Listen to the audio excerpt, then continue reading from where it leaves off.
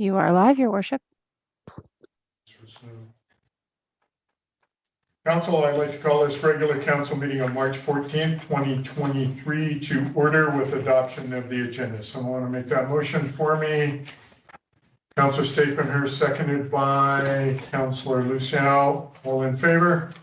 Motion's carried. Adoption of the minutes of the regular council meeting of February 28th.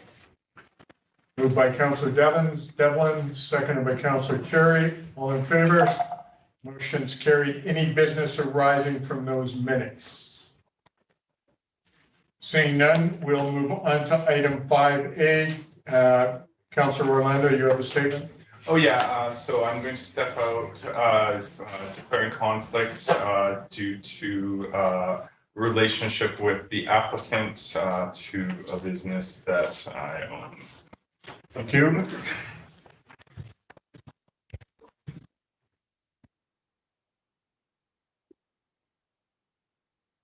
Mr. Simon, before we put this motion on the table, do you have a presentation?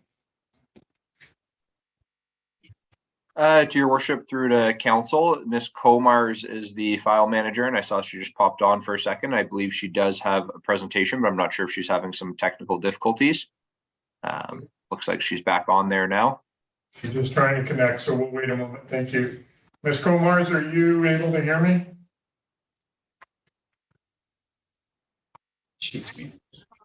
I'm here. I'm able to hear you. All right. Whenever you're ready, you could do your presentation on development permit 2022014. Are you able to see my screen right now? No, it's just black. Are you able to see my screen now? Yes, we've got it. Thank you. Okay, perfect. So you can't see me, but you can see the presentation. That's correct. Wonderful. This presentation is a development variance permit. It's for to vary the front and side yard setback to allow for the construction of a snow roof over an existing scale for 1600 Downey Street. That was the address on the actual application, but the location is actually 1700 and 1750 Downey Street. So just a little bit further down to the west. We're going to do a bit of a presentation here with some background, property details, background in the public notification, the proposal details, staff evaluation, and staff recommendation. So this subject property is actually 1700 and 1750 Downey. These lands are currently the home of Downey Timber, and there's actually an existing scale that weighs the logging trucks actually on site at this time, and the proposed is for a snow roof to go over the scale to help for Revelstoke inclement weather and just make it a little bit safer for the logging trucks and those that are working on them and around them. This subject property is zoned M3, so it's heavy industrial. And the surrounding lands are all associated with the working aspects of the industrial mill, with neighboring property further to the west as BC Hydro. The public notification letter that was sent to the subject's properties within a 100-meter notification area, and it was sent to 3 separate property owners. This development variance permit application is to request to allow for a roof to go over an existing scale. The requested variance is to reduce the minimum front yard setback requirement from 6 meters to 0 meters, and to reduce the minimum side yard setback requirement from 6 meters to 0 meters. A little bit of a staff evaluation here. The proposed location of the covered roof is directly above the existing truck scale, and it provides covering to the inclement weather and a more effective snow management. The proposed snow roof allows for safe measuring of the heavy logging trucks and other large-scale vehicles. The proposed location of the proposed covered roof does not have any impact on adjacent properties or on city-based operations. The staff recommend that the development variance permit DVP 2022-014 be approved. It's to allow the front and side yard setback to be reduced from 6 meters to 0 meters. And as part of that, we would like to work on a precondition to issuance prior to the DVP being issued, and that would be a form of a license of occupation for the portion of the truck scale located within the city right-of-way. And that's the conclusion of my presentation. If you need me to move back in my presentation slides, that's not a problem. And if you have any questions, staff is here to help answer. Okay. So before we put the motion on the table, council, any questions? Councilor Chair, Just a quick question. Is Downey the neighboring property? Downey, this is on their property. We're next to it. Is that correct, Ms. Comars? Correct. Actually, most of these lands to all these lands are all Downey lands. Okay. They just, yeah, they're all separated parcels at the moment. And so this street that runs down, Downey Street that runs down in the mill is still a city-owned street. Mr. Black's here and he's nodding affirmative, so thank you for that. Correct. Yeah. Okay. Any further questions, Councilor? Oh, no. Any other questions? So can I get someone to put the motion on the table for me, please? Councilor Devlin? Move that developments variance permit DBP 2022-014 be approved as per the package. All right. And that's allowing front yard setback to be reduced from 6 meters to 0 meters and allow the side yard setback to be reduced from 6 meters to 0 meters. And then subject to the following preconditions, issue licensing being met that the owner enter the license of occupation for a portion of the truck scale located on the city right of way. Do I have a seconder for that motion, please? Councilor Stapenhurst. Any further discussion on this motion? I think Ms. Comars has made it fairly clear as to what's going on and how it's being presented. Seeing no questions, I will call the question. All those in favor? Opposed? No motions carried. Thank you, Ms. Comars. Appreciate your time on this file. Thank you. Mr. Black, could you let our counselor back in, please?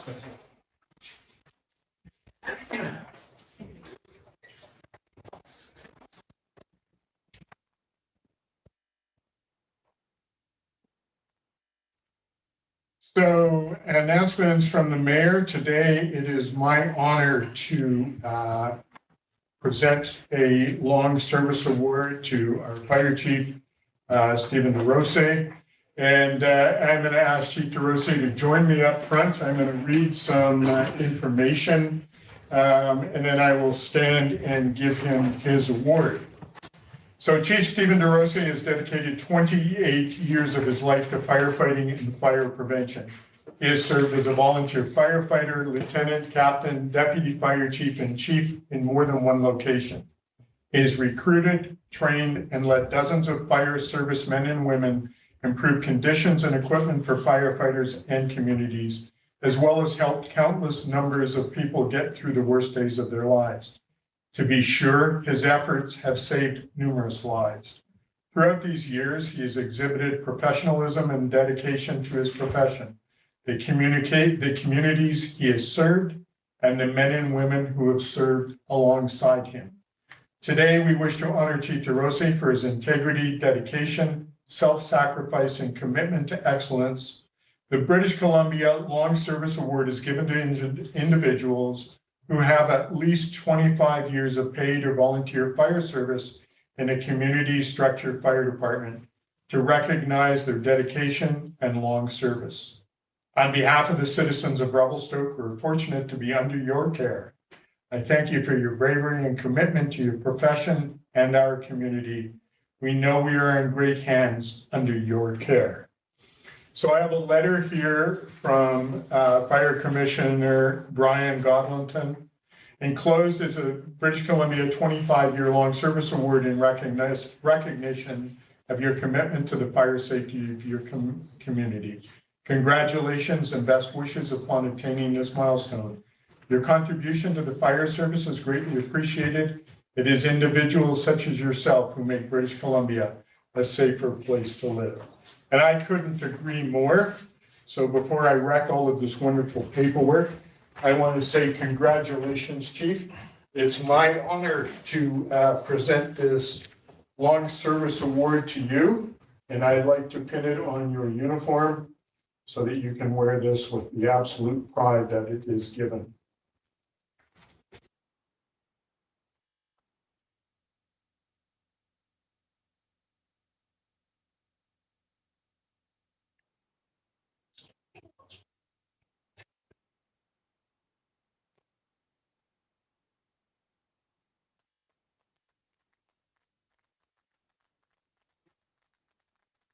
So if we can have all the firefighters come up, and Ms. Floyd's going to take some pictures, but I'd love for all of you to come and join your chief and myself here for a couple photos.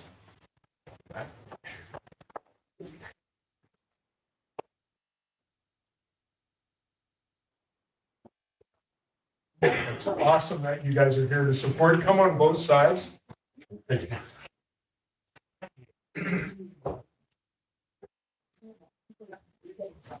Super proud to be the fire chief for the city of Revelstoke.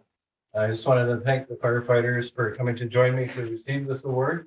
Appreciate you all very much. Thank you so much. Okay. There we go.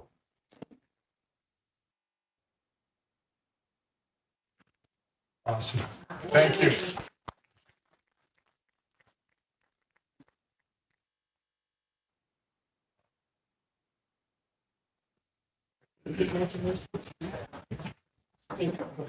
So let me give you all of this. You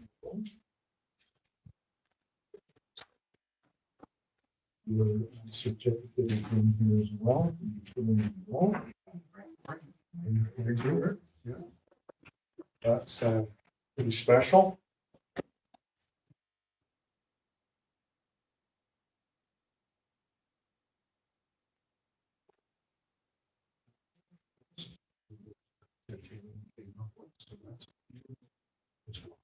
Okay, thank you very much. Thank you.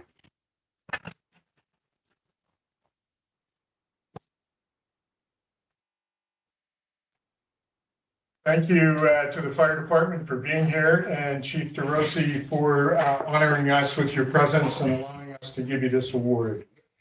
We're going to move on to delegations and presentations. We have Ms. Kathleen English here from Revelstoke Museum and Archives to do her annual report. So Kathy, if you'd like to come to the podium, and we'll benefit from hearing what you have to tell us about the museum. Thank you. Good afternoon, Your Worship, Mayor Tulls, and good afternoon, councillors and staff. Thank you for allowing me to come today to present the annual report from Revelstoke Museum and Archives. And I must say how lovely it is to be back in person to do this presentation. Coming up to the 3rd anniversary of everything closing down. For those of you who are new in council, I just wanted to take a minute to give a brief history of the relationship between the museum and the city. Although me and brief history doesn't always go together in the same sentence, but I will try to keep this one brief. In the early 1970s, after the former post office building was vacated, the building was purchased by the city from the federal government for $1, back when deals like that were possible.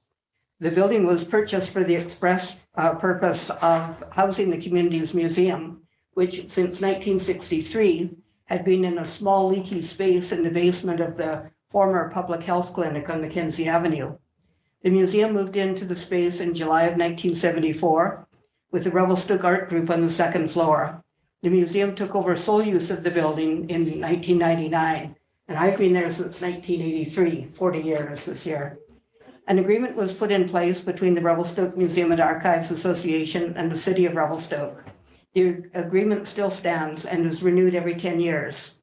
It acknowledges that the city owns the building and is responsible for capital improvements, while the Museum Association is responsible for running the day-to-day maintenance and use, and for the ownership and maintenance of the collection and for events and programs.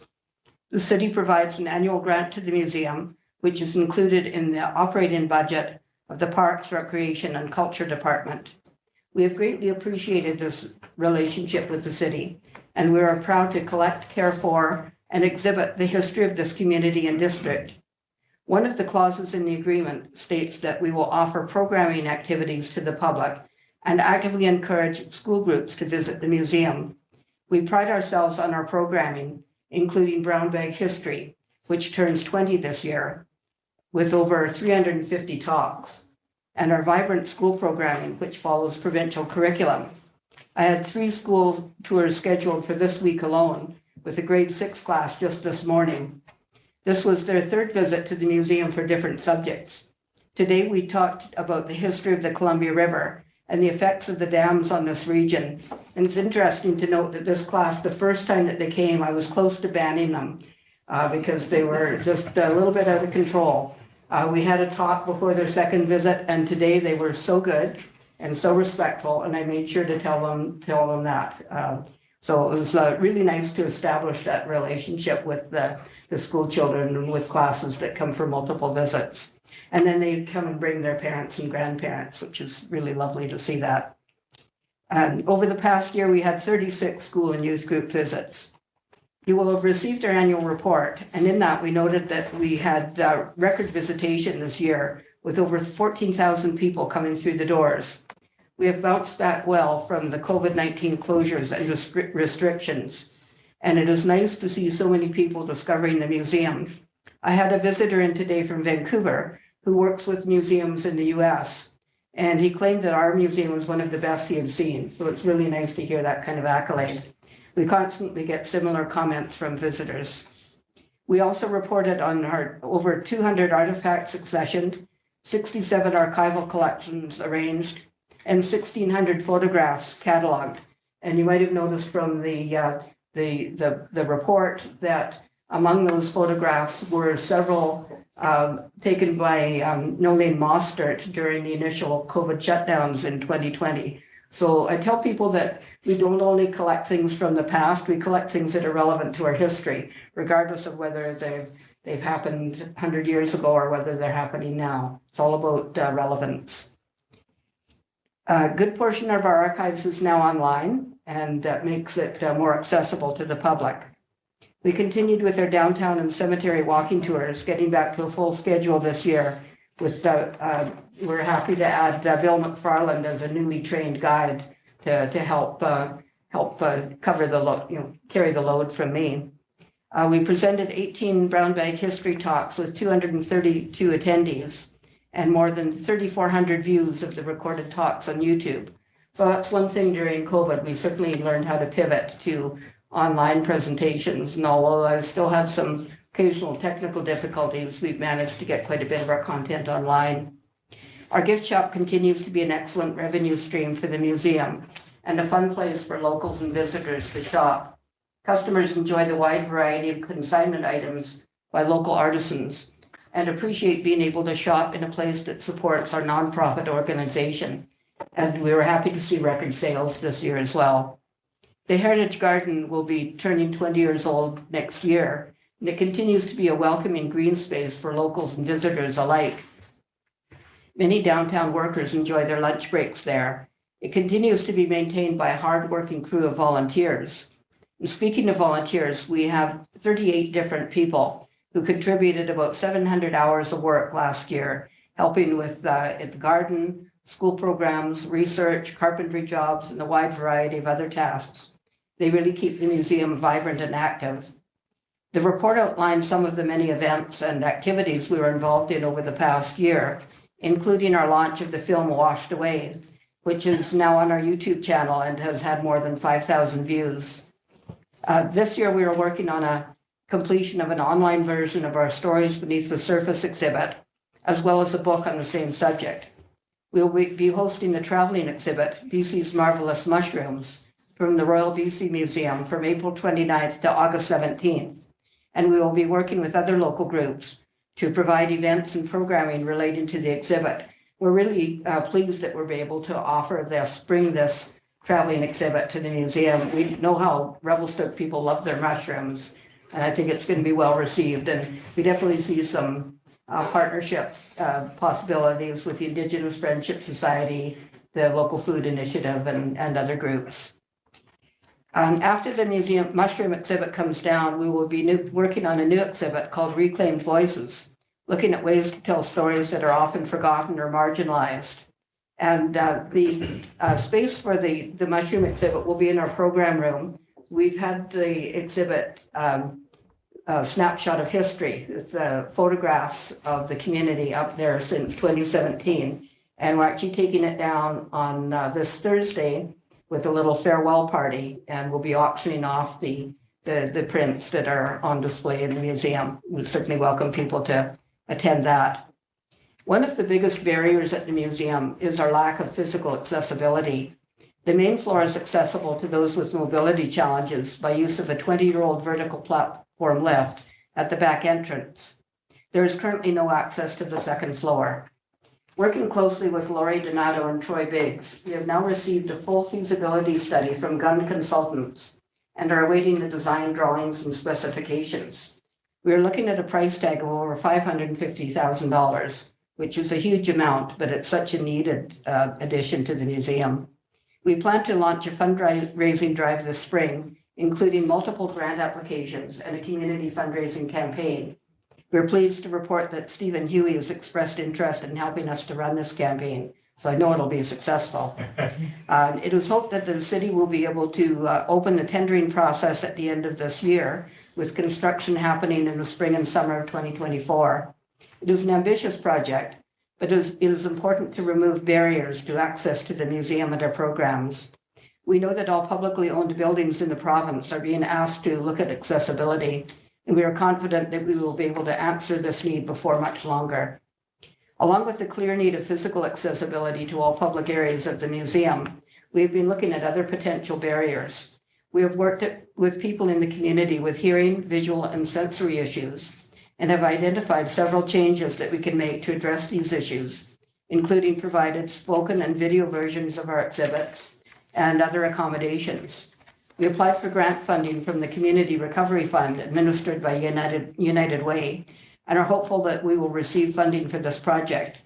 We have also distributed museum passes through Community Connections and the library to eliminate financial barriers for people who may want to visit the museum. Our mandate states that we are a place where all are welcome to participate, to learn, to share, and to explore the history of the region. And we want to ensure that it really is a place for all. I'm very pleased to be working with a very strong board of directors who provide great leadership and financial stability. We are very fortunate to have a strong staff team as well. Although we are a small team, we accomplish a lot. We greatly appreciate the ongoing support of the City of Revelstoke and are happy to have Councillor Luciel as our representative. We thank you very much for helping us to preserve and share the history of our community. Thank you. Thank you, Kathy. Any comments, questions from the council? I think, Kathy, we go back a long ways. 40 years is it's like yesterday for both of us, I think. And I really appreciate your input and your ability to put these things together. I'm in awe of all that you do and your volunteers do. And interesting now that Bill's helping you with cemetery tours, and some of the residents there thought your voice had changed. Their complaints to me. Must be another person. Anyway, I'm teasing with that. So really appreciate all that you do, and looking forward to the fundraising event to put that elevator in. Make sure that goes forward. Any other comments from council? Councilor Palmer. Thank you, Kathy, for all your years' service. Looking forward to the next 40 years, and because we can't afford to lose you. You just an amazing work, and I certainly have been in a number of museums, not like necessarily the other person that was visiting, but it is outstanding the work that you do. Super appreciate that. Thank you. Okay. Thanks again, Kathy. Thank you. Appreciate it. Thanks for bringing the report. Thank you for your time. Thank you. Thank you. Bye-bye. All right, council, we are going to move on, and we have a recommendation from Committee of the Whole to adopt the Transportation Master Plan. So with that, Mr. Black, any presentation, any comments? Your worship, thank you. I do not have a presentation today. All right. So council, let's put this motion on the table and we can discuss this if you so desire. Council Palmer? Yeah, so I move that council adopt the transportation master plan. And I'll speak to it. There's All right, second for the motion, please. Councilor Cherry. Councilor Palmer, you'd like to speak? Yeah, just a big thank you to the community that's put a lot of input. Thank you to staff, Steve. There was a lot of input from various people. I note in particular the cycling community was very, very active, and we're a very active community. And I think one of the outstanding things is that we're moving from transportation being centered around cars now is people are the center of our plan, and look forward to the implementation of this and the evolution of how we improve our community as it goes for transportation and young people. Thank you. Thank you for that. Any other comments from other councilors? Councilor. Yeah, Your Worship, thank you, and through the chair.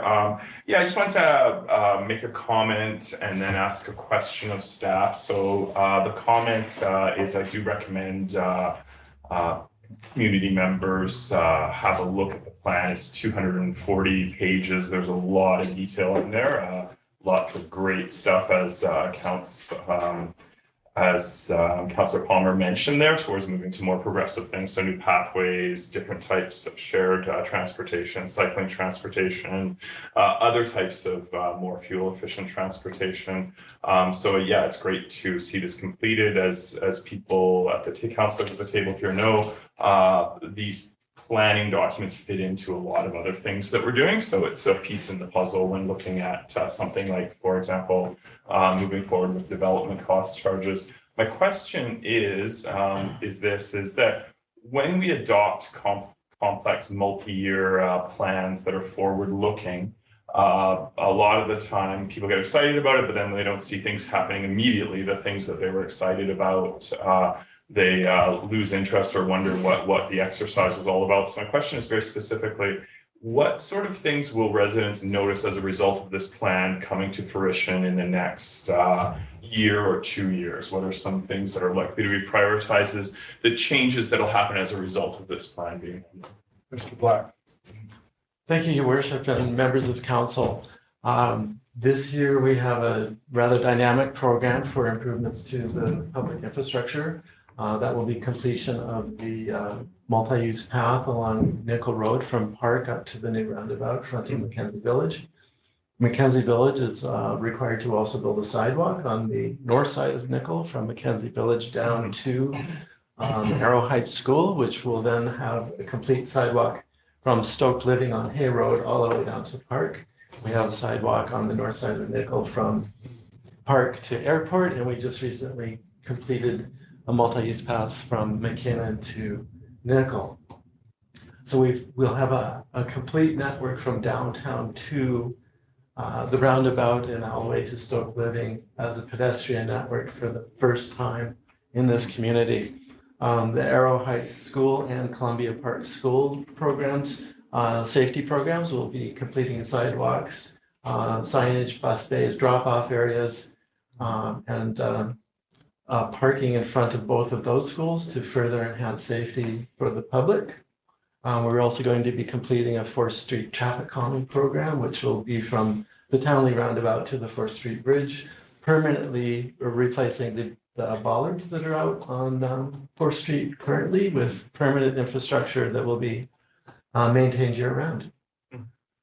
We will also be undertaking a study for developing a network plan for sidewalks and MUPs within specific neighborhoods. Our plan is to get Columbia Park underway this year so that we can link the new sidewalk in front of Columbia Park School with La Forme and perhaps all the way up to Highway 23 North.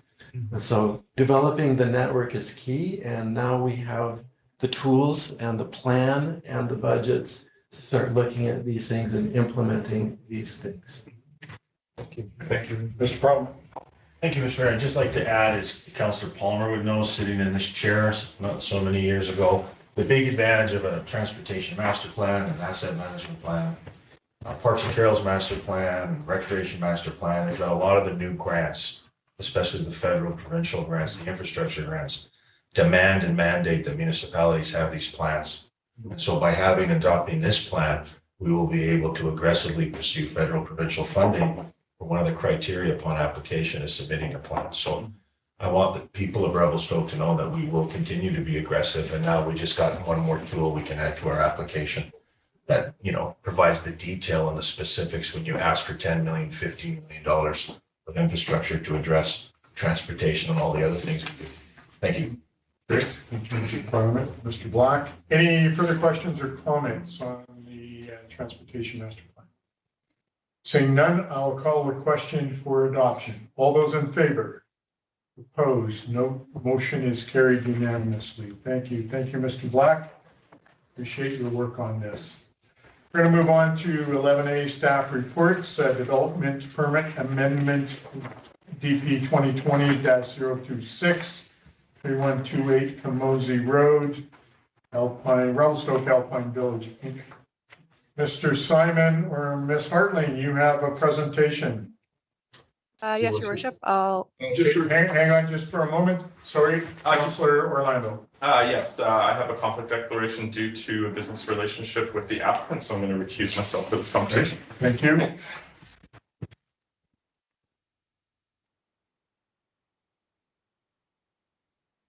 All right, Ms. Hartling, you can proceed. Thank you, Your Worship. I'll just bring up the presentation here. Great, thank you.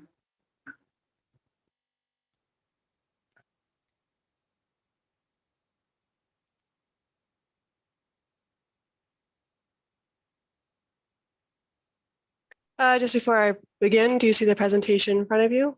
We do, thank you. Thank you.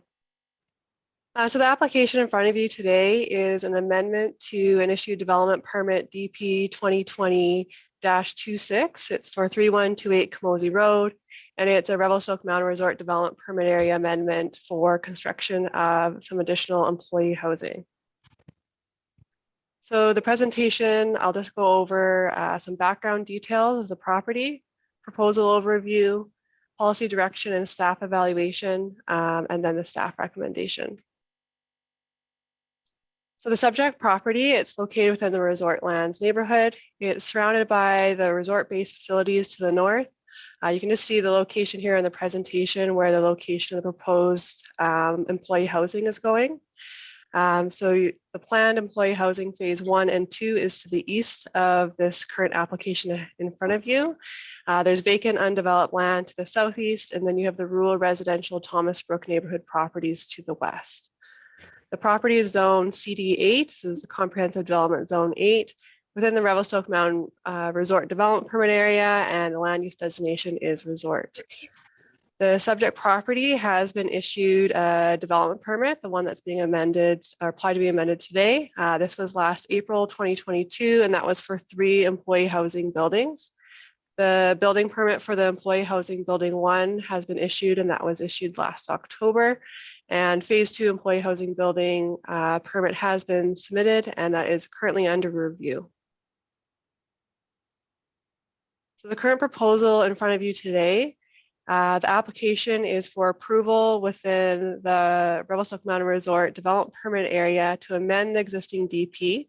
And this is for 4 pre-manufactured modular employee housing buildings with site design to be placed in the original phase 3 employee housing building site, building number 3. So you'll see on the right-hand side here of your screen, you have the phase 2 employee housing building, phase 1 employee housing building with the proposed 4 pre-manufactured employee housing buildings in the future phase 3 staff housing building, which is still planned. And we'll get into that here shortly with the phasing.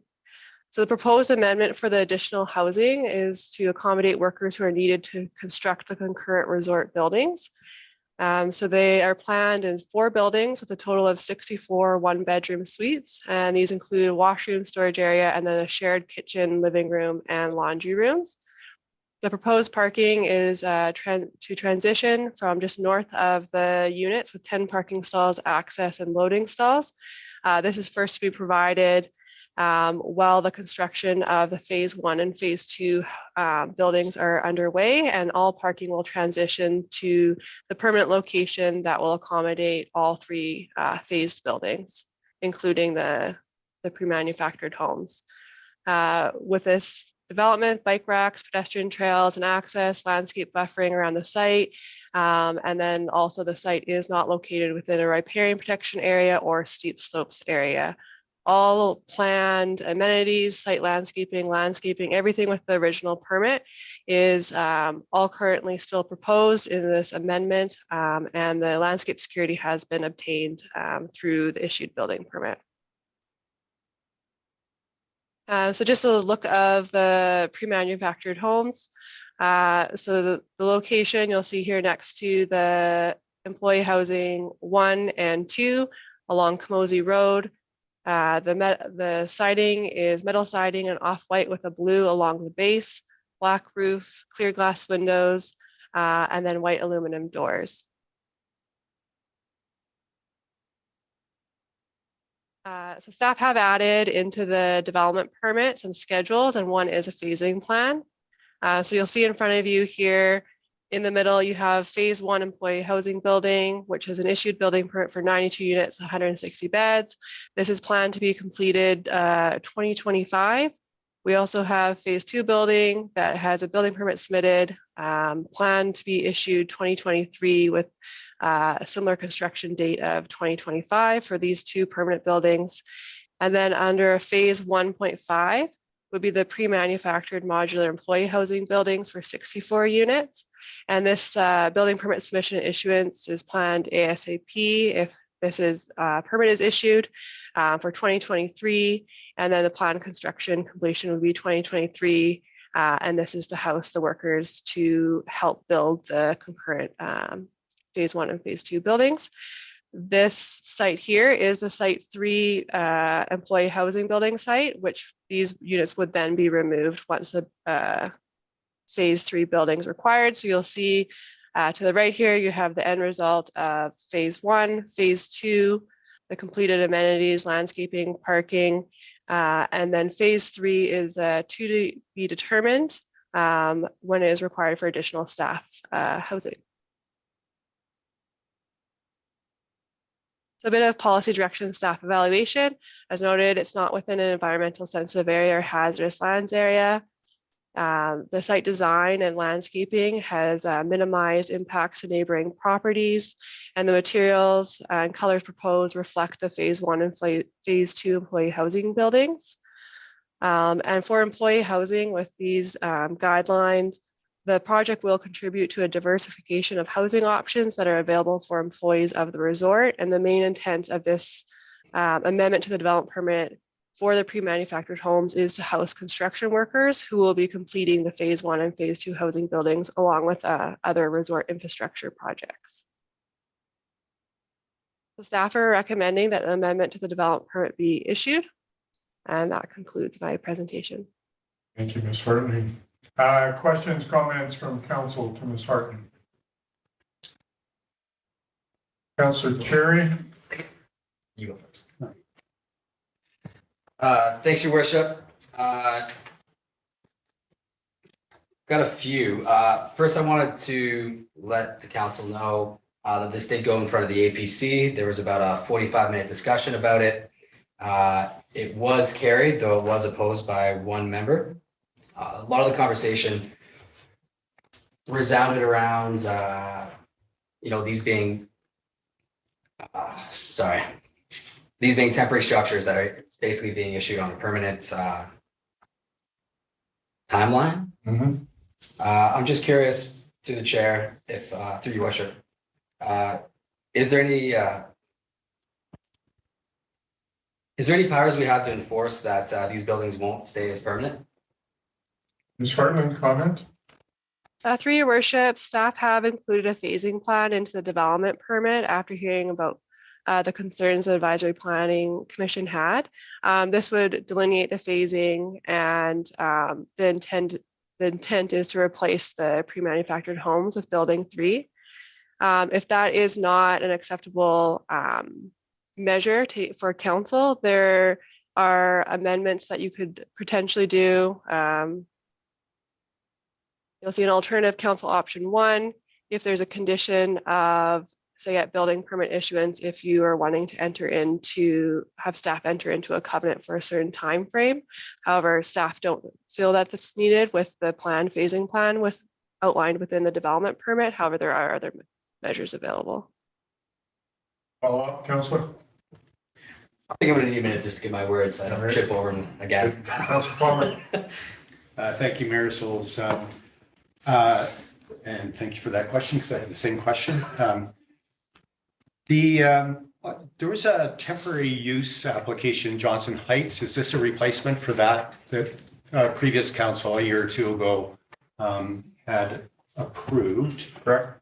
And is this a replacement for that? I'm just sort of wondering what the status of the relationship is to that. Well, the idea, and correct me, Ms. Hartling, if I'm wrong, but the idea at the time was to house staff for construction of different various buildings on RMR land, not specific to the employee housing. And the product at that time was different as well. So Ms. Hartling, do you care to weigh in any further with that?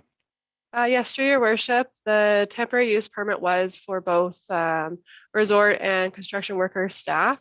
There were issues with the units meeting code requirements. These units that are proposed on the on-site, which is also what the resort heard from the community, is to locate it on-site. They're purpose-built that will meet Revelstoke snow loads and requirements. So there were some issues with the units, and it is to fast track housing for construction workers to be able to build these infrastructure projects. So there is some relation there. They're still trying to get these in so that we can get these projects going. Councilor Palmer, follow. Yeah, so then for clarity, it's not the same units that are going to be reused or rebuilt or for that They moved location. those out of the community to another area, is my understanding. Is that correct, Ms. Hartling? Through your worship, yes, that's correct. Those units have been relocated, no longer in Revelstoke, and these are completely different units that are selected purposely for this site. Yes, interesting, just through to council, one of the criticisms of the Johnson Heights thing is that it should have been on the resort lands, the temporary use at the time. And now we're here. It's unfortunate, we've lost time on the housing, so it would have been nice if that had been done. So further to that, and further to Councillor Cherry's question on the longevity of these. So if I'm hearing correctly, we're leaving it to so after the second phase is done, the second building, then it's just on goodwill that they're going to be taken down, but there's no guarantee of that. Is that correct? Ms. Hartling? Through your worship, after phase 2 is done, then it would be if the construction workers are needed for other projects, they may be there longer than phase 2, but they'd be removed for phase 3 housing for the permanent building that you can see in the southern corner there. Right. So then through to the council, just on, generally I'm in support of this. We need the housing, just to make sure that that's there. We need the housing, we need to do that. The concern that I have is, this is kind of like, a camp kind of aesthetic right on the main road. What this looks like. And then the timeline seems to get shifted out further and further as time. So one of the things I'm wondering in the back of my mind is, in 5 years from now, are these things going to still be there? In 10 years, are they going to still be there? And then, is there going to be some questions about that, saying, okay, well, because it doesn't feel like a first class resort, quite frankly. And so, what if there was some tools to guarantee that? So the intent, just another question, I guess, the intent is for this to be at this point, the intent is for after building 2 is complete, then demolition and phase 3 going up at that time. I think that's dependent upon their need for the housing at that point. But Ms. Hartling, I'll have you weigh in rather than me put words in your mouth, please. Through your worship, if the manufactured homes are no longer needed for construction workers for the resort infrastructure, they might be removed right after phase 2.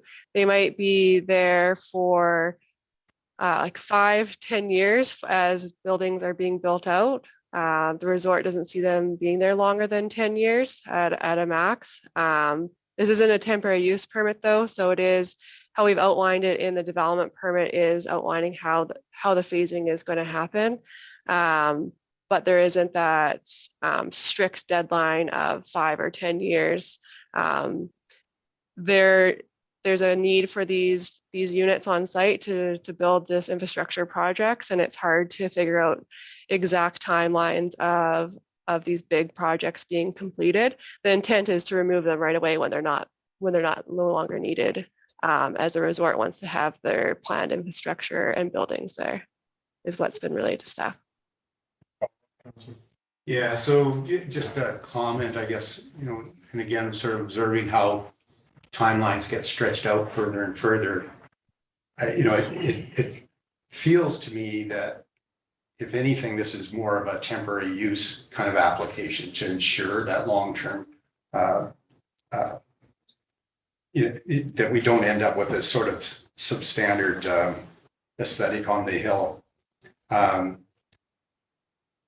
And yet, anyway, that's my comments at this point. Thanks. Councillor Staples. Yeah, thank you for that, Your Worship. I just want to echo what Councillor Terry and what Councillor Palmer have said. I do have some concerns about approving the DBP as it's proposed right now, simply because I do not see any way of regulating this past the original use. There's nothing that I'm hearing right now that says that, once the construction crews are done with this, that it's not going to be turned into lifty housing or restaurant housing. And I think having heard the concerns at the APC meeting, having heard the concerns of community members that are living in proximity to this, I think it's a reasonable request that we put in some kind of restrictions on how long that these temporary, mobile homes or whatever they're being referred to as now, just so that we're not looking at them in 30 years from now, wondering why they're still there. So I think we have an opportunity in front of us right now to kind of, regulate how long they're going to be on site. And that's something that I'd be in favor of. I also want to say that I understand the constrictions of, finding housing right now. And I think that this is an innovative solution to providing immediate housing and getting workers on site so they can start building it. And I also want to say that looking at the proposed timeline, I believe that the phase 2 and phase 1, phase 2 are expected to be completed by 2025. Correct. So, whether, if we were to grant like a 10-year permit to have these on site, I think that would be more than accommodating, but again, I'm not the applicant, so I just wanted to say that. Thank you. So Ms. Hartling, comment on limitation from a legal standpoint. Through your worship, if council is looking for an alternative option of putting a condition on building permit issuance, a condition could be that the owner register a restrictive covenant that would limit the duration of the modular units to be located on the property no more than 10 years. Okay. Council comments on that? Councilor Palmer. Yeah, so through to the planner, is that a pretty solid thing that we could do, put a restrictive covenant limiting it to 10 years? Or is that something that we need to, like, is that an addition that we could put in at this point right here at this table? Or does staff need more time to make sure we get that tweaked accurately? Ms. Hartling. Through your worship, we have templates for covenants. We can draft up a covenant for a max 10 years for the specific units for the owner to enter into.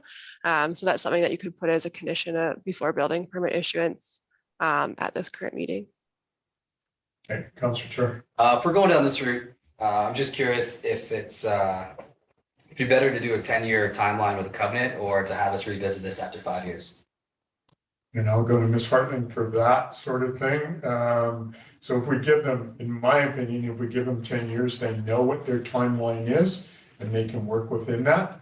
If you give them a 5-year thing that we're going to revisit in 5 years, and then council of the day says, no, we're not happy with that, then they may have to find a different source of housing for their employees if their plan was to keep this for 10 years. Yeah, now that said it out loud and heard it read back to me, I wouldn't be, if I was RMR, I wouldn't be investing the money into this if I didn't have at least a set amount of time or something a little more open-ended. I'm curious if we've had any feedback from any of the neighboring properties. Ms. Hartling, comment? Through your worship, as it's not a development variance or a temporary use permit, varying use or siting or height, there's no notification to the property owners for the environmental hazardous, environmental sensitive, or form and character permits. Okay, and then just a follow-up question. Under the CD8 zoning, are they able to somehow use these as nightly rentals? If there's no covenant on that in place as well? Ms. Hartling, Through your worship, this is specifically for employee housing. So these are dormitory units that are, specific for employee housing. Okay. So no. Councilor Palmer, then Councilor Staphenhurst. Councilor Staphenhurst. Just to add to that question about the covenant on nightly housing, there's nothing that's going to restrict the applicant to only using this for construction. Is that correct, Ms. Hartling? The intended use is for construction workers. If the applicant would like to use it for a resort staff employee that's there for 2 months, that's up to them if they use it for that. Employee housing does not delineate the exact type of employee that needs to be in there for the resort. Okay. All right, so it's for employee housing. Councilor Palmer, did you want to make comments, or how do you want to proceed? Yeah, I have some more questions, but we don't have a motion on the table right now, do we? No. I'm prepared, if it's appropriate, to put a motion on the table with that 10-year Covenant. Okay. How do you need that read out? And so can we go as in package with the 10-year covenant, or do you need something special, Ms. Hartling? Through your worship, do you still see my presentation? Yep. So if you could go back to your options, please. Alternative council option 1. Do you see? Go ahead, please. Yeah, do you see my cursor in there? Yeah. Okay, great.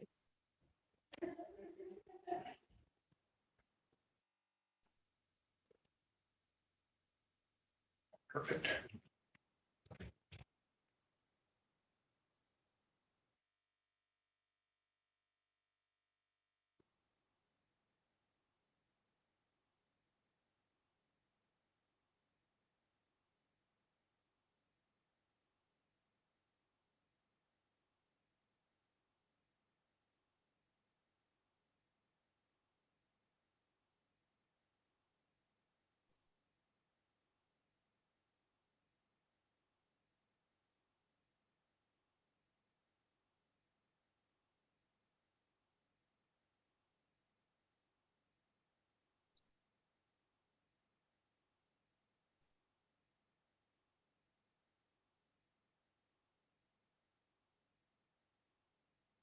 Through your worship, there's just a proposed alternative option there for you to review.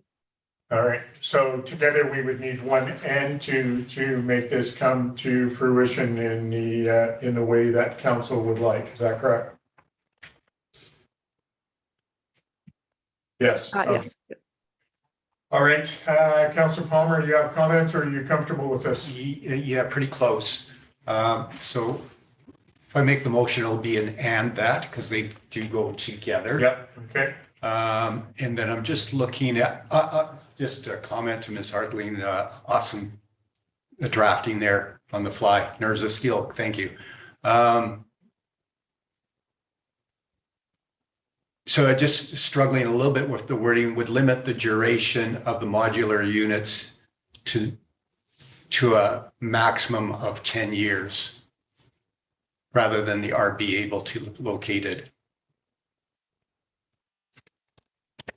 Or the location to be limited to, just there's a slight grammar thing there. Sorry, through your worship to Councillor Palmer, could you repeat that edit? Yeah, I'll try.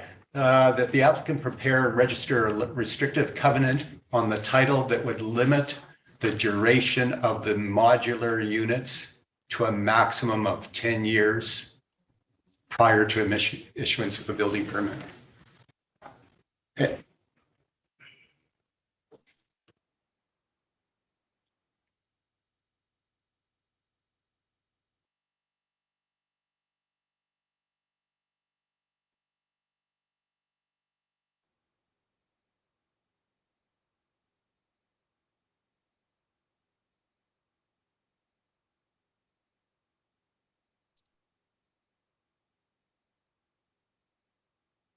Comfortable with that? Yeah, we have a lawyer in the room. I need her help, but that's good.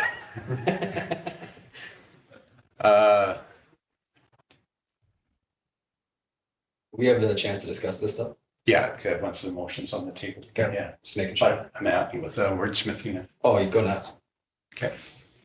Yes. Sorry, you want to read that out, please? Okay, the whole thing? Yep.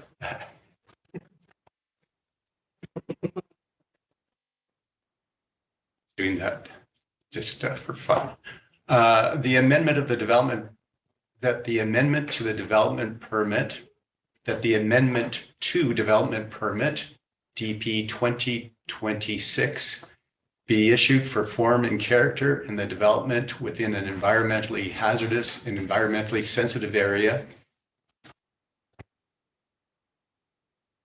to construct phased employee housing buildings with related amenities and landscaping at 3128 Camosi Road, Legal Subdivision 4, Sections 13, Township 23, Range 2, west of 6th Meridian, Kootenai District, except 1, Plans 5682, 10031, 12547, 15044, NEP 85319 and NEP 8749-1. PID 012182281, and that the applicant prepare and register a restrictive covenant on the title that would limit the duration of the modular units to a maximum of 10 years on the subject property prior to issuance of a building permit. Thank you. Do I have a seconder for that motion? Councillor Devlin. Now discussion on the motion. Yeah, so I'll speak to my motion. So first of all, I think the corporate officer probably caught that, but I guess there was a little slight amendments. Okay. I think this is a reasonable compromise. Council, I think for anybody that's watching this, council saw this, I think for the first time on Thursday. And so, it's a big project. We're talking about employee housing. I think one of the employees housing up there, that title, I think there were some very valid questions asked from the councillors. So not just this unit, but the others, phase 1 and phase 2, right, what those actual uses could be. And I do not believe that they are limited to employee housing. So I think we just have to have that kind of clarity. That's not the question here. It's because that's already been given to the applicant. The argument that, sometime in the future after phase 1 and phase 2 are already done, that we might still need this employee housing. Well, actually, or this worker housing. Well, that's holding up more employee housing. And quite frankly, I think we could probably fill every one of those within the current situation if they were already built. So I will support this, although I'm not highly enthusiastic because it just doesn't feel like it's a world-class type of development. but with limits of 10 years, I think it's That's great acceptable. comments. I'm going to go to Councilor Stapenhurst and then I'll come back to Councilor Cherry. I just want to think that, I just want to say that this is a great compromise between, finding an immediate solution to employee housing and then protecting the long-term outlook of that neighborhood and, keeping in mind the neighbors and what that's going to look like for the long term. So I think this is a great compromise and I'm really happy with the resolution on the table. Right, thank you. Comments, Councilor Cherry? Yeah, just a quick clarification. If Councilor Palmer read something wrong up there, do we have to make him read it all over again? Okay, perfect. He was amending on the fly as he was reading, and that's why I wanted him to read it out, because I knew he would be amending as far as grammatical stuff goes. So, I know you guys think I'm sadistic, maybe. Yeah. The fact of the matter is, I know that he's going to alter things and we'll catch that on record. So thank you for that. All right, I got a couple other comments, Your Worship. It was mentioned about being a world-class ski resort. RMR has made the comment that they do not want this to be there long-term, that, it is specifically to house construction workers to fast track the employee housing. It's in their best interest to get rid of it as fast as possible. And I agree. Also, just looking at this from a developer's lens, I'm wondering if we want them to go ahead with all the landscaping, knowing that it's only gonna be there for 10 years and you guys can all weigh in. It's more of a question for the whole table here. Do we want them to spend all that money, knowing that it's only gonna be for 10 years? I know it would hide these units from the neighborhood for a little bit, but at the same time, the uglier they are, hopefully the faster they'll want to get rid of them. Councilor Palmer. Yeah, my answer is yes, we do. And it's a drop in the bucket on this project alone, let alone the whole ski hill. So they need to do that. That's a fair point. They need to keep it as pretty as possible. Councilor Stevens. It provides, thank you, Your Worship, it provides a transition from the winter to summer employment. And then two, I think too, like with good planning, you can always kind of work around the landscaping, right? So. All right, any further comments on the motion on the table? Seeing none, unfortunately, sir, you're not able to speak. This is a council decision. So, council. I'll call the question. All those in favor? Opposed? No, motion is passed. Thank you. All right, Mr. Black, could you let our councilor back in?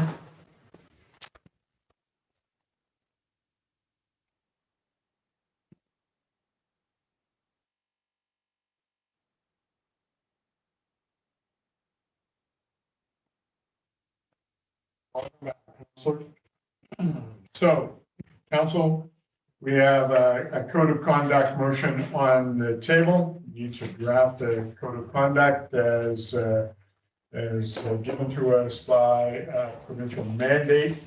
And so, Ms. Floyd, do you want to give us a bit of background and weigh in a bit, or how do you want to proceed?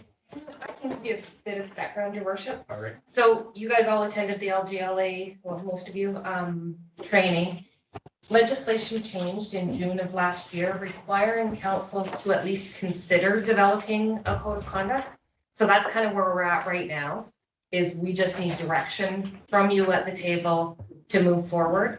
The option, there is one option in the council report. Mayor Sauls is sitting on the CSRD working group to establish their code of conduct. And I've spoken with Erin Jackson. She's also the CAO of Salmon Arm that presented to you guys. I've used a copy of her code of conduct policy. It took her 10 months and they went through it line by line. It's a really good, robust policy. I'm not sure that we need to spend that much time. We could probably just take what they have, bring it back to council as a draft, and then you guys could tweak certain parts of it. It's up to you. The option is that we create our own working group and go through it line by line. Okay, so I'm going to weigh in just a little bit because I know a little more history on this. This first came about with Councillor Lavery Salmon Arm Council. Councillor Labrie is also a director on CSRD. He was very adamant about bringing this forward, making sure that they had a comprehensive code of conduct. And they call it a code of responsible conduct in Salmon Arm. And so they went through line by line over a 10-month period. I believe that what they came up with was something that is very good overall, and would indicate that I think if we brought that forward as a code of conduct for this council, that we could tweak it to kind of fit with some of our comments here. So I don't think we, in my personal feeling, that we didn't need to go to a working group when it's here. However, I'm wanting to hear from all of you. So I'm going to go around the table and get input from you. Councillor Palmer. Yeah, I'm supportive of the approach. I do have a question, but I can save that for later. Yeah, once we get this on, but I just kind of want to go around the table and then I'll ask for this motion to be put on the table. Okay, yeah. Okay. Yeah, so I support the approach. Okay. Councillor Cherry. I'm supportive that we get a code of conduct going. I don't think we need a working group. Love to save some taxpayer time and money and city staff money. You know, you're sitting on one already. And we've got a couple of good examples. I'd love to take a look at those and formulate our own off of that. Okay. Just for clarity, that is the approach. That's the Yeah, approach. so Yeah. I'm affirming. Yeah, Yes. yeah. That's something that- good.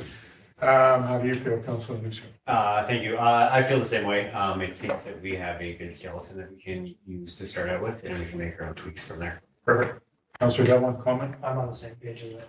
I think having a framework to work with tends to be a lot better than trying to wing it from the ground up. Okay. Councillor Leno. Yeah, Your Worship, thank you. I think having a code of conduct is good. Obviously, the prompt here is changes to provincial legislation that requires us to consider one. As is noted in the report, there is quite a bit of overlap with with this code of conduct and existing policies, rules, regulations, laws. Many of the items that are discussed in the draft report are referenced in, for example, the Salmon Arm policy are covered under other areas of legislation, such as the community charter, and it's incumbent upon councillors to be responsible or to be aware of those and follow those rules. I guess one of my issues here was some of the links were not working in the report. So I don't think they were vital, such as the Municipal Affairs Statutes Act. There was one to a regulation, and I'm not sure what that was because the link doesn't say what it was. At least on my iPad, I tried several times to work it. However, my main comment is this: if I understand correctly, the policy development and the recommendation to essentially adopt something similar to Salmon Arm would not involve councillors. Is that correct? Councillors would not be involved in that because this is a council code of conduct policy. So. That's correct, Councillor Orlando. So you would be involved in the tweaking part of it, but in terms of putting a draft, if we presented something to you so that you could have a conversation and make it fit your council better than Salmon Arm's council would be the way to go. Okay, thank you, Ms. Floyd. I believe strongly that there should be a councillor involved in this policy. The other thing I believe is that the report presents one policy, Salmon Arm policy, saying we should adopt this one. However, I'm assuming there are many communities or municipalities across BC that have also adopted similar policies. I'd like to see a comparison and have those in there. I think one of my concerns from looking at the policy at the outset, and I have not got into it in terms of the full detail to fully consider it, as we're not really at that point yet, is that there is essentially a two-tiered structure for council members, including the mayor and council members whose administratively will be dealt with in different ways. There's also options I think we should pursue in terms of having a third party be more involved in dispute resolutions earlier. Essentially, it's asking staff to rule essentially on, for example, complaints or other issues here, and I have concerns about the setup of that. So generally, I'd like to do it. However, I am heroically volunteering, hoping to volunteer someone else, not myself, to be involved because I don't have much more time on my plate right now. So those are my thoughts. Okay, so if we're going to go down that route as far as helping craft and bring other things up, I will definitely volunteer to do that because I'm involved in other capacities with that sort of thing. Councillor Staples. I'm in favor of it, Your Worship. You know, it's you know, I think it's something that's needed, and I think to Councillor Orlando's points, I think he raises some good points for consideration. It's maybe I'm misunderstanding this wrong, but what I'm thinking is that like the draft would be prepared for us to look at. We could possibly revise it as a group, and then we could adopt whatever changes we decided. So, you know, I'm not necessarily sure if we, you know, again, I don't know if we need a workforce group or if we just need to see some policy. But whatever's the will of council. And so if you're okay with it, I'll work with Ms. Floyd and Mr. Parliament. We'll get a couple options of code of conduct for you to consider, and then you guys as a group can tweak. Councillor Cherry. Okay, does someone want to put this motion on the table for me, Councillor Palmer? Yeah, that a code of conduct be drafted for council consideration and presented at a committee of the whole.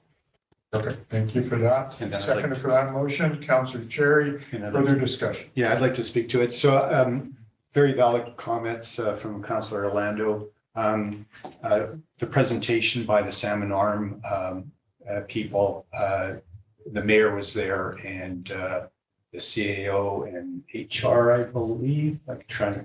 Yeah, there's a lot. Yeah, so they basically looked at several others. I think Parksville and yeah, a few that they saw as sort of model ones, but they wanted to do their own thing. I would tend to agree with Councillor Orlando that, you know, we really should consider that.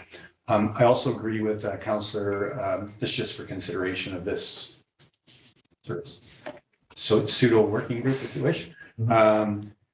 Is the repetition or the redundancy that we see in some of our other policies makes our policies too cumbersome, too long. And so stripping that, I would encourage that stripping out of legislative stuff that's already there.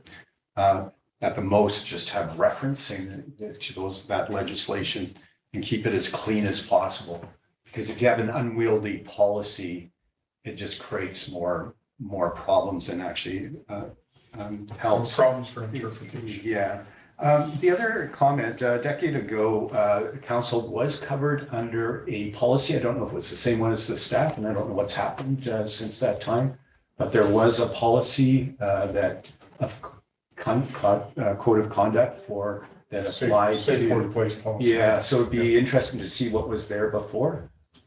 Because I think there was some reasonable wording at the time, and it was utilized in a helpful way. Okay. That's my comments. Thanks. All right. Any other comments around the table? Councillor Orlando. Your Worship, just a few additional comments. Number one, I don't have a problem with borrowing someone else's policy. That's very common practice in municipal government. Someone else has developed a policy to go borrow it. I would like to see different options on the table. I want to see half a dozen policies for comparison's sake. I'm not prepared to move forward with Salmon Arms right now with that one. But my main point here is I think this working group, and I'm just reading the code of conduct be drafted for council consideration. This process should not be strictly administration. This should have a council representative. This is council policy. So I think somebody from council should sit.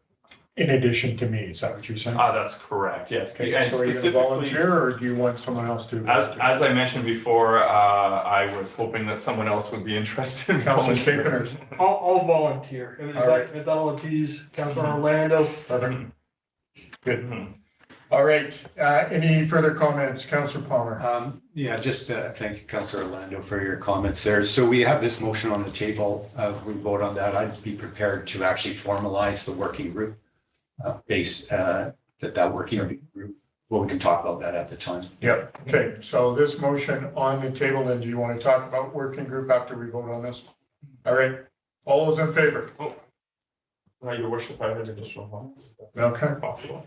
Yeah, your worship, I just wanted to follow on your comment there. Specifically, it's the question of council representation versus mayor's representation. So the policy as presented, the San Arm one, presents a separate administrative process for the mayor as opposed to councilors here. Right. So to say the mayor is a council representative and advocating for this specific policy means that individual, the person in the mayor's seat is advocating for a separate set of rules for themselves, as opposed to the rest of council should there be a conflict resolution arises. So because we have that difference, I feel it's imperative that there is a council representative on there. So I wanted to clarify in that comment because that's why I'm driving towards this. Point taken, thank you. All right. Sorry, Your Worship. So Councillor Orlando, would you, if Councillor Palmer amended the resolution to say that it would be presented at committee of the whole, we could, without forming a working group, could present with a matrix of other similar municipalities and have committee of the whole, all of you participate in that. If you didn't want it limited to one or two, we could just do a committee of the whole discussion on it. Comment from those of you around the table. I'm happy with that. I just feel council should have input on policies and see different options. Councilor Palmer? Yeah, I see the point. The way the motion is right now, that it's ambiguous as to who's going to draft this thing. I think it's pretty clear that we want to see options. And so I think that can be addressed. It is going to be coming back to council. So if we're not happy with it, and I think that was the Salmon Arm experience, is it needed tweak. That's why it took them 10 months. 10 months. Yeah, is because they said, no, we need to do more work. So this is the first step towards that. So I think we'll be able to address that. I think the understanding of where we're going is pretty clear, I think. Yeah. So in going back to your motion to bring it back to committee of the whole, are you all okay rather than us, sitting down and we'll come up with some options? Ms. Floyd can bring those options to us in committee of whole and everybody can have a kick at the can. Yeah, my preference is to, and if we get to this working group after, is to just get this going rather than consuming all our time on this, on wordsmithing. And we'll have that opportunity later on. So that's my preference. Okay, so let's vote on it as it is with the motion on the table. All those in favor? Opposed?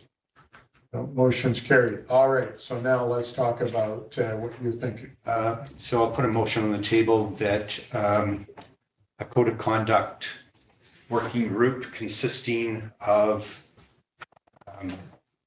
Councillor Stephenhurst, the mayor, the CAO, and the corporate administrator be established. Seconder for that motion. Councillor Devlin. Any further discussion on the motion? So, Councillor Palmer, you open your eye. Or you want to say Look at my brain. I'd like to have a time or timeline. Yeah, just basically for the initial consideration. If we can just add that. So do you think we can get something done before the end of the week? I'm no panic on the time. Just more. I don't want it just working. Yeah, I'm in agreement with that. So let's say by the end of April. Are you okay with that? Yeah, say the end of May. Okay. All right, any further discussion on that motion? Did I get a seconder? Yes, Councillor Devlin, thank you. Seeing none, I'll call the question. All those in favor? Motion's carried. Thank you. All right, let's move on to correspondence. 12A, someone want to put this motion on the table for me, please? Councillor Devlin? I move that the letter authored by North 51 Holdings Limited regarding 1317 Nickel Road dated March 8, 2023 be referred to the Public Infrastructure Committee. Seconder for the motion, Councillor Lucet. Thank you for that, because you sit on that committee. So any comments on this going to PIC? And then you guys can weigh in from there. Councillor Orlando, you have a comment?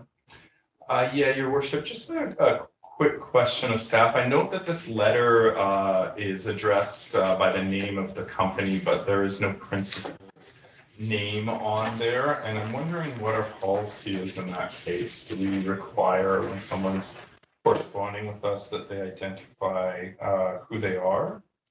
Ms. Floyd, comment? Through your worship, no, Councillor Orlando, we do not require it. And any other discussion on the motion? All those in favor? Opposed? No, motion's carried.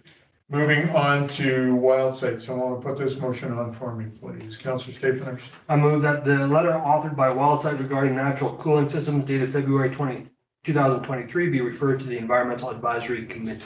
Seconder for that motion, Councillor Devlin. Thank you, Councillor Staples. I believe you sit on that Environmental Advisory Committee. You're comfortable with that coming back to your committee to weigh in on this, correct? Yes, sir. I think our next meeting is in April or May. All right, thank you. Any other comments on that? Seeing none, all in favor? Opposed? No, motion's carried. Moving on to communications, strategic priorities chart. Mr. Parliament has given us this. Mr. Parliament, any comments that you want to highlight regarding this? Yes, congratulations, council. You just added one to now. Council Code of Conduct. So it'll be placed on there, keeping everyone up to speed. So we'll just add that because this has got a timeline of May. And we've also added, I believe, Cindy Floyd and Corporate Services added the Accessibility Act, the legislative requirements to get an accessibility plan in place by September 2023. So the list is growing. I remind all of you, it's an organic document, so it's going to change. So those are the latest updates. Thank you. I can take any other questions. Comments, questions, Councilor Malone? Thank you, Your Worship. Through the chair, I just wanted to commend the Chief Administrative Officer on the work so far. As everyone knows, affordable housing, affordability were big issues during the election cycle. And we have affordable housing prioritized. We just had an affordable housing summit, lots of great speakers last week. So it's great to see those move on. So I'd like to commend them on that. And thank you for mentioning that a new priority has been added to the list. With that, I would like to put forward a motion for consideration. So I'm hoping council can entertain this right now. And this regards adding, just giving staff direction regarding this strategic priorities chart. Right at the very top of the list, you can see affordable housing is on the list. I'm making reference to the Housing Action Plan, which contains a number, which was adopted last year, which contains a number of recommendations regarding city strategies, policies, and plans for affordable housing action. One of which is looking at protection for mobile park renters. So one of the recommendations in that policy, in that plan, is that be explored, specifically exploring what part the municipality can play in this. On that note, I would like to put forward a motion, and that is this, that staff be directed to prioritize the development of proactive policies to protect existing mobile park residents as part of ongoing housing action plan implementation work. So I'm going to ask for a seconder, but Mr. Simon, do you want to weigh in on this once I do that? Through your worship, yeah, if the resolution makes it on the table, I'm happy to answer any questions that council might have on the proposed motion. All right, seconder for the motion, Councillor Lucio. All right, Mr. Simon, comment, please. Through your worship, this is something that is already on the books for staff to look into this year, and we have actually already initiated the work for that. It would be in the form of a mobile home park redevelopment policy. We have kind of looked at some other examples that are out there that would align with the policies as currently contained in the official community plan, as well as the actions in the housing action plan. So from staff's perspective, regardless of whether or not this is something that's on the table from council, it's something that was already on our docket to hopefully bring a policy forward for consideration this year. So we are happy to see this come forward. All right, thank you for that comment. Councillor follow-up, Councillor Romano. Yeah, your worship, I did reach out to Mr. Parliament a month or two ago, it's asking about mobile home protection. So we're really looking at the municipal end of things. There's provincial regulations, there's all kinds of regulations. However, municipalities can do something. And I think it's important for us as political leaders to, if we mean it, just make that symbolic political statement today. Although it might be an ongoing process with staff, that shows that process has the backing of council. It's not prescriptive in what policy is being asked for. It's just that exploration happened and that the community knows, especially mobile park residents in the community, that this is a concern and that this is something that we're working on, and staff have been requested to do so and are doing so. Thank you. Further comment from council? Seeing none, I'll call a question. All those in favor? Opposed? No, motion's carried unanimously. Thank you. All right, moving on to item 13B, Advisory Planning Commission meeting minutes. Councillor Cherry, comments? Yes, thank you, Worship. Hopefully I don't triple my words this time as much as I did earlier today. We have a new member, Jane McNabb, with a vast background of community involvement. She's been a resident for 40 years and previously served on the APC from the 90s until around 2007. She's also previously been the chair. Great. Here we go, Trippin. Hey, you're doing well. There is a number of new developments that are coming up that we'll be seeing at council, including a new base camp development over by the Tim Hortons. We did chat about the Camosi Road developments.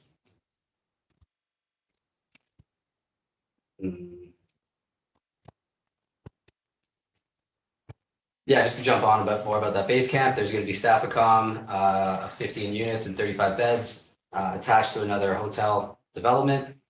This is going to be used to staff both their staff for this project as well as the two others. Right. We've got a new project at 1500 First Street West, the Gateway Inn. It is being completely remodeled, exterior facade, looks at the interior as well. Building looks fantastic. Pretty excited to see that come to fruition. And that's all I got for you guys. Great, all right, appreciate it. Any comments on that? Seeing none, Environmental Advisory Committee meeting minutes. Councillor Stepenhurst. Yes, sir. Thank you. We just had our first meeting a couple weeks ago. I think the big thing that resonates from that meeting is the lack of available commercial recycling. So that's something that hopefully we can address. That's really, yeah. And unfortunately, the funding for the greenhouse gas composting, that wasn't successful. So we're gonna look into how to solve that. And then we're looking to update our terms of reference. So pretty brief synopsis of our meeting. But yeah. Good, thank you. Any comments? Councillor Paul? Yeah, just regarding the terms of reference, just a reminder that that's council term of reference. So if there's recommendations, it needs to come back to council. Yes. Public Infrastructure Committee meeting minutes. Councillor Palmer, Councillor Lucio, comments? Yep. From that particular meeting, nothing spectacular, other than really appreciate staff and keeping us up to date on activities and allowing us to get into the nitty-gritties of sewer pipes and water pipes and potholes. Perfect. And I talked to staff today. We are filling those potholes, filling them with snow and water. And doing quite well at it. So I'm, we'll continue to work at that through the rest of the Christmas or the winter season, because Mr. Parliament is so fond of snow. Yeah, right. Moving on to social development committee meeting minutes, Councilor Lucero. So we talked about the poverty reduction strategy, that will be coming to council fairly soon, hopefully for adoption. That will be another good document that will help us leverage for more funding, especially when it is shifting more from just housing and rental affordability and looking at different layers that are causing poverty. We talked about the affordable housing grants and how that didn't align with the goals of the current project. They're still keeping the building an idea and hopefully using that through other grants. Talked about community space use, mostly at the rec center, and its accessibility. I know there's been talk with Community Connections as well as the Revelstoke After School Care Society for using the spaces that are currently leased, but to be using them when those leaseholders are not using the space. We are going to have a focus group do the annual review of the OCP. And Community Futures is trying to work towards more community housing within the district. And I think that's it. Yeah. Perfect. Any other comments from council? Seeing none, let's move on to Revelstoke Area Economic Development Commission meeting minutes. Councilor Leno.